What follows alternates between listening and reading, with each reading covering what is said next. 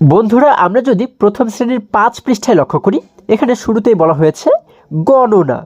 অর্থাৎ আজকে আমরা শিখব যে কোনো জিনিস কিভাবে গণনা করতে হয়। আচ্ছা দেখো, একটু নিচে বলা হয়েছে উপকরণ গণনা।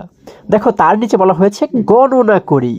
আচ্ছা এবারে যদি আমরা একটু নিচে লক্ষ্য করি, দেখো এখানে কিন্তু আমরা শুরুতেই দেখো এখানে কিন্তু একটি বাংলাদেশের জাতীয় পতাকা দেখতে পাচ্ছি, তাই না?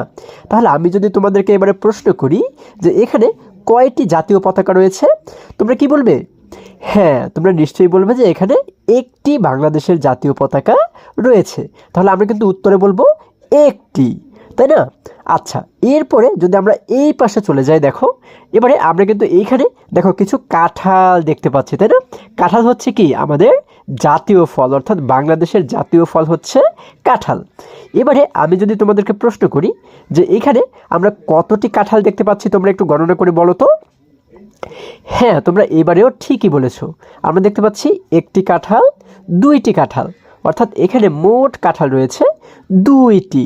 তাহলে আমরা কিন্তু গণনা করে বের করে ফেললাম যে এখানে দুইটি কাঁঠাল রয়েছে। আচ্ছা এবারে যদি আমরা আরেকটু নিচে চলে যাই, দেখো এখানে আমরা কিন্তু দেখো কিছু দোয়েল পাখি দেখতে পাচ্ছি। দোয়েল হচ্ছে কি বাংলাদেশের জাতীয় পাখি, তাই না? আচ্ছা তাহলে এখানে যদি তোমাদেরকে এবারে আমি আবারও জিজ্ঞেস করি যে এখানে মোট কতটি দোয়েল পাখি রয়েছে, তোমরা একটু গণনা করে বলো তো। হ্যাঁ, তোমরা এইবারেও সঠিক উত্তর দিয়েছো। আমরা দেখতে পাচ্ছি এখানে মোট দোয়েল পাখি রয়েছে একটি, দুইটি, তিনটি। তার মানে কিন্তু এখানে মোট তিনটি দোয়েল পাখি রয়েছে। আচ্ছা এরপরে যদি আমরা এই পাশে এখানে যদি লক্ষ্য করি, দেখো এখানে আমরা কিন্তু বাংলাদেশের জাতীয় ফুল শাপলার ছবি দেখতে পাচ্ছি, তাই না? আচ্ছা আমরা জানি বাংলাদেশের জাতীয় ফুল হচ্ছে শাপলা। তাহলে এখানে মোট কতটি শাপলা রয়েছে, তোমরা একটু গণনা করে বলো তো দেখি। হ্যাঁ, তোমরা এবারেও ঠিকই বলেছ। আমরা দেখতে পাচ্ছি এখানে মোট কতটি ফুল রয়েছে, দেখো একটি ফুল, দুইটি ফুল, তিনটি ফুল, চারটি ফুল। তার মানে এখানে মোট কিন্তু ফুলের সংখ্যা রয়েছে চারটি।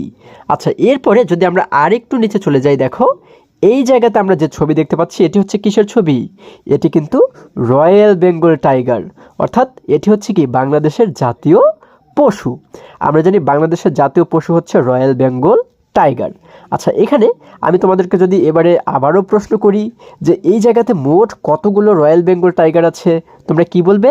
তোমরা একটু গণনা করে বলো তো দেখি। হ্যাঁ, তোমরা এইবারেও সঠিক উত্তর দিয়েছো। আমরা যদি আবার একটু নিজেরা গণনা করি, দেখো তো কয়টি রয়্যাল বেঙ্গল টাইগার রয়েছে? একটি, দুইটি, তিনটি, চারটি, পাঁচটি। তার মানে কিন্তু এখানে মোট রয়্যাল বেঙ্গল টাইগার রয়েছে পাঁচটি, তাই না?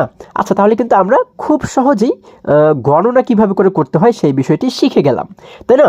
আচ্ছা এবারে যদি আমরা আবারও একটু উপরে চলে যাই, দেখো এবার আমি যদি তোমাদেরকে জিজ্ঞেস করি এখানে যেহেতু একটি জাতীয় পতাকা রয়েছে, এর সঙ্গে যদি আরও একটি জাতীয় পতাকা থাকতো তাহলে কয়টি জাতীয় পতাকা হতো?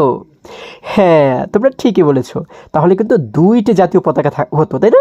তারপরে এই দুইটির সঙ্গে যদি আরও একটি জাতীয় পতাকা থাকতো তাহলে কয়টি হতো? হ্যাঁ, তাহলে হতো তিনটি। যদি এর সঙ্গে আরও একটি থাকতো তাহলে হ্যাঁ, তাহলে হতো চারটি।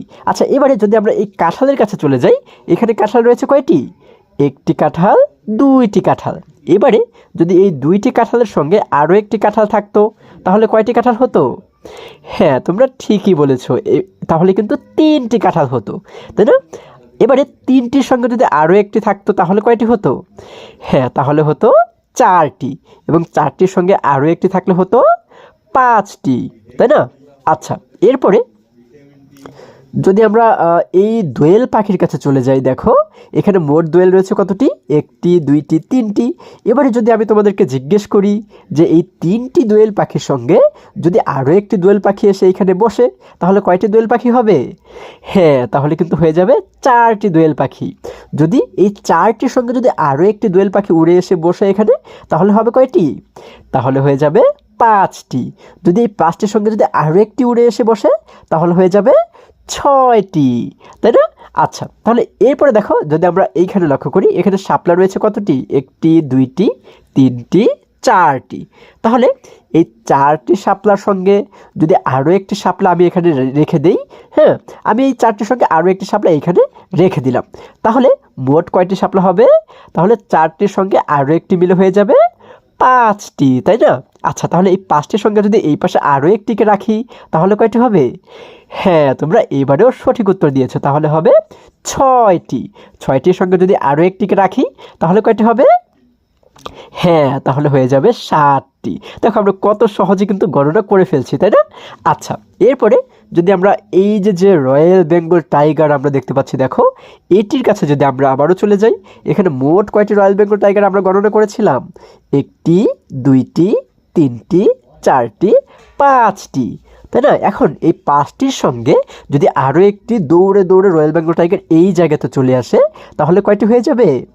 হ্যাঁ, তাহলে কিন্তু হয়ে যাবে 6টি। আচ্ছা, আরও একটি যদি দৌড়ে দৌড়ে এই জায়গাতে চলে আসে তাহলে কয়টি হয়ে যাবে?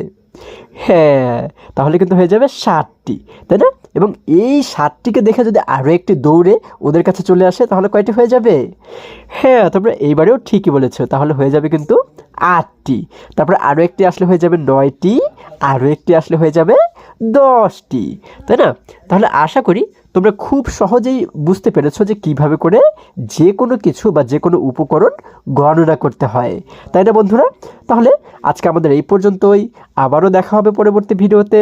আর হ্যাঁ, তোমরা যদি আমার চ্যানেলে নতুন হয়ে থাকো তাহলে এখনই চ্যানেলটি সাবস্ক্রাইব করে পাশে থাকো, যেন আমার যে কোনো ভিডিও আপলোড করার সাথে সাথে খুব সহজেই তোমরা সেটি পেতে পারো। সকলে ভালো থাকো, সুস্থ সবল থাকো, এই কামনা করে শেষ করছি। ধন্যবাদ সকলকে।